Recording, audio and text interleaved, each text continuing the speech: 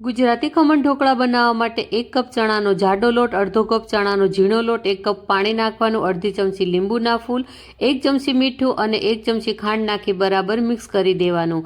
હવે આપણે જે પ્લેટમાં ખમણ બનાવવાના છે ને એને તેલ લગાવી અને સાઈડમાં રાખી દેવાની અને ખીરાને થોડુંક હલાવવાનું, અડધી ચમચી નાખી દેવાનું, એમાં બેકિંગ સોડા અને એક જ ડાયરેક્શનમાં મિક્સ કરવાનું।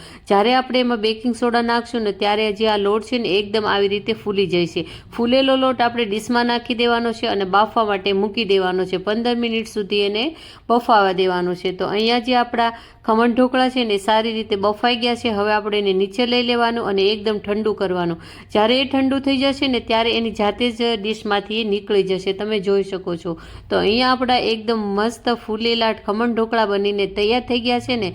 તો હવે આપણે એમાં કરવાનો છે વઘાર।